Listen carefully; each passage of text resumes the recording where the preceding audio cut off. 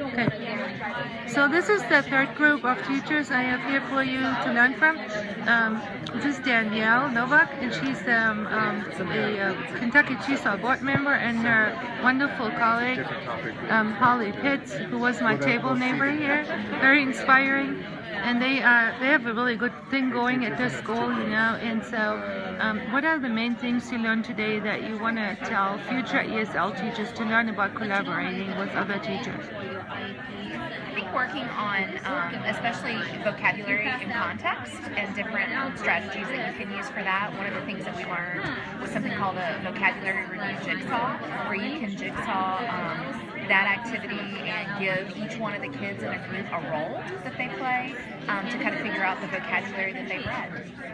Another thing we talked about was using heterogeneous grouping, so that way the students get mixed up among different ability levels so that they can work together and come up with something where maybe a stronger student could help the student who's struggling and give them different roles in the group. So is there like one thing that was reinforced today that you already kind of knew, but like really, they really brought it home in our training here, like for instance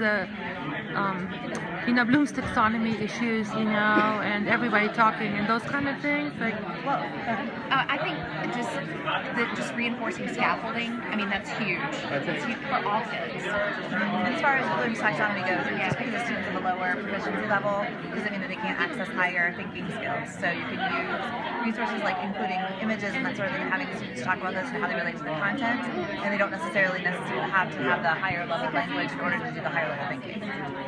And so when in the day-to-day normal work, and what school are you at, and tell us what school district you're from. And sure, we're both at Beechwood. I'm the ELL teacher for grades 5 through 12. Holly? I am the 7th grade English teacher. I'm the only 7th grade English teacher, so it's kind of sad sometimes because I'm a singleton and I don't have anyone to collaborate with. So these kind of opportunities are wonderful for me because then I can sort of hone my craft. Yeah. And so how do you collab in your school?